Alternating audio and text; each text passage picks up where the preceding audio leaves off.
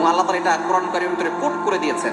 আল্লাহ পাক রব্বুল আলামিন নিজে বলে দিয়েছেন 17 নম্বর পারার 8 নম্বর পৃষ্ঠার 9-10 নম্বর লাইন সূরা আম্বিয়ার 87 নম্বর আয়াতে আল্লাহ তাআলা এটা কোট করে দিয়েছেন। এই চমৎকার এই দোয়া লা ইলাহা ইল্লা আনতা সুবহানাকা ইন্নী কুনতু মিনাজ জালিমিন, এই দোয়াটা আমরা অনেকেই জানি, কিন্তু এটা কতবার পড়লে আমরা উপকার পাবো এবং আমরা কিভাবে পড়বো এর অর্থ আমরা অনেকেই জানি না।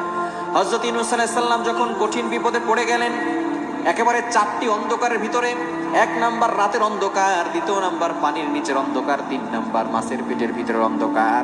কিছু কিছু তাফসীর কিতাবের ভিতরে এসেছে যেই মাছটি ইউনূস আলাইহিস সালামকে খেয়েছিলেন ওই মাছটাকে আরো একটা বড় মাছ খেয়ে ফেলেছে এবং তাকে সাগরের একেবারে তলদেশে নিয়ে গেছে। এমন একটা পরিস্থিতি, মাছের পেটের ভিতরে জীবিত থাকা কঠিন, সামান্য সাগরের ভিতরেই মানুষ জীবিত থাকতে পারে না, এমন লবণাক্ত পানি যার কারণে দেখা যাচ্ছে 2 মিনিটও বাঁচতে পারে না। কিন্তু আল্লাহ তাআলা সাগরের মাঝখানে মাছের পেটের ভিতরে হযরত ইউনূস আলাইহিস সালামকে বাঁচিয়ে রেখেছিলেন। আল্লাহ তাআলা বুঝাতে চেয়েছেন যদি আমি আল্লাহ তাআলা কাউকে বাঁচিয়ে রাখতে চাই, দুনিয়ার কোনো শক্তি তাকে ক্ষতি করতে পারবে না।